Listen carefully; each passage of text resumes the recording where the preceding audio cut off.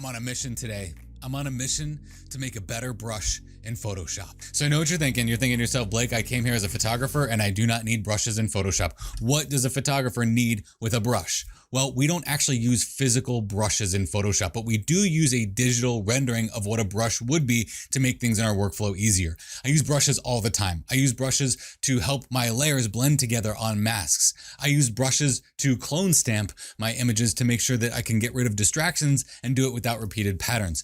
I use brushes for dodging and burning for nice smooth transitions between highlights and shadows. I use brushes for custom things like beautiful painting with the colors in my image, and I have a video on that you can see at the end of this or in the description below. So with all these uses that we have for brushes, why are we using the general brushes in Photoshop? So my challenge today for myself is to see if I can make a better brush than the soft edge brush that is so popular in Photoshop. Now, if I can do this, if I can make a better brush than the brushes that are available in Photoshop, I will make you a brush pack. So let's jump right in. I'm gonna go ahead and just start this off. I'm gonna press B for my brush tool and I'm gonna right click and you're gonna see all of the general brushes that we have here in Photoshop. This is the most popular brush that we will see out there. It's the soft round brush. If we click and we drag with our mouse, you can see that we get a nice black rendering of paint in the middle and then it graduates out into white. So we get a smooth transition, which is great for things like masking. If we're using a pen and we use this, we can get some nice pressure sensitivity here so that as we push harder and harder and harder, it gets darker and darker and darker and bigger and bigger and bigger, which can be great for things like dodging and burning. But the one problem I've had with this brush in particular is look at the center of the brush. It's always a big black stroke, or even when we press lightly, as you see right here, it still just fills in with black. And sometimes you can see streaks in your dodging and burning when you're doing this. You can also see streaks in your painting when you're doing this. So now I'm gonna try to make a better brush than this one. So I'm gonna make a new canvas. I'm gonna go to File, I'm gonna go to New. Now this canvas I'm making, if you wanna follow along, because I do think you should try this at home, 2000 pixels by 2000 pixels. And there's a very specific reason for that. We want our brush to be relatively large that we're going to make custom. So I'm gonna press OK, and I'm just gonna drag this up so we get a full screen perspective. Now, in order to make a brush that has texture in the center, I need to fill this with some type of texture. So press D to default your colors to black and white. That's the hotkey to make sure you're always on black and white. Now go to Filter and go to Render. And then in the rendering, render clouds. Now, you might not think that these look like good clouds. These actually look like clouds that if we were on vacation, we would want to run away from because that typically means a storm is coming. But look at all the gorgeous texture that's inside this area here.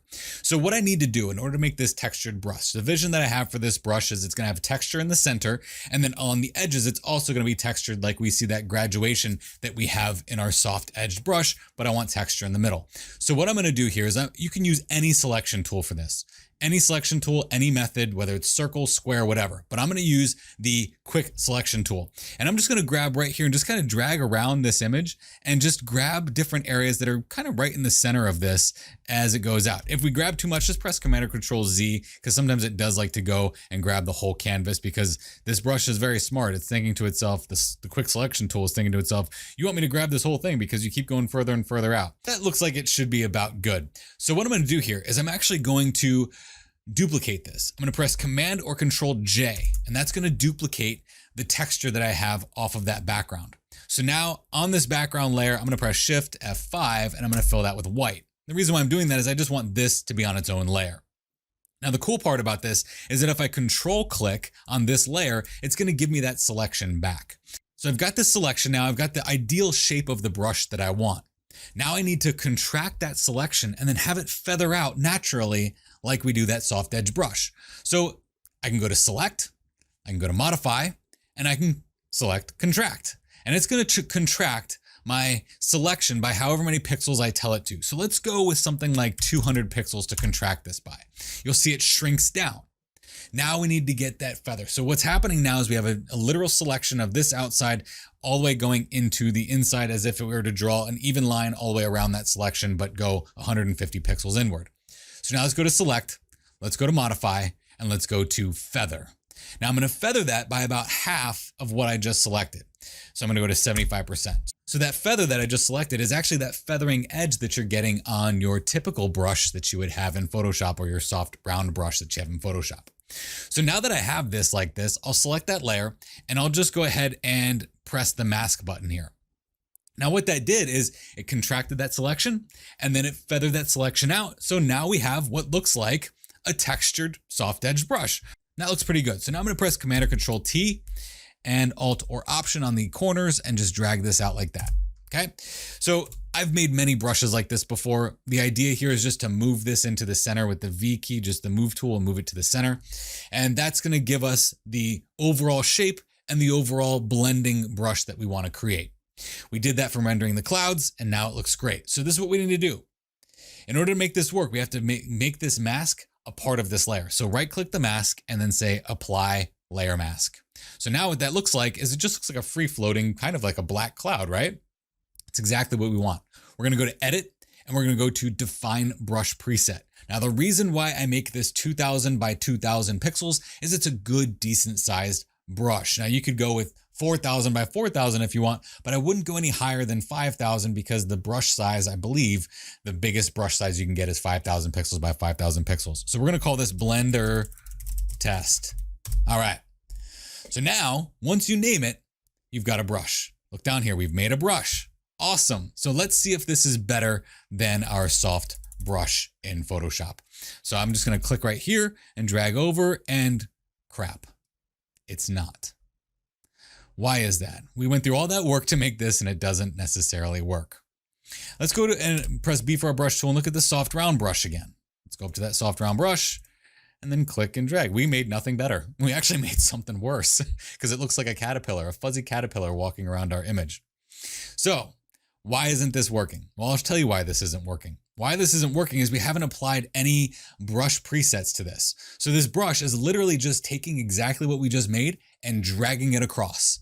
And that's not gonna work. So what we need to do here, let's get a little bit nerdy. We're gonna dig into the brush settings and see if we can make this an awesome brush. So I'm gonna go ahead and delete this. We don't need to see that. I'm gonna go right here into brush settings. If you don't have brush settings in your side palette like this, I suggest you do, but if you don't, go to Window, and then over here, you're gonna see brush settings or brushes, brush settings right here. It's F5. So I've already got that here.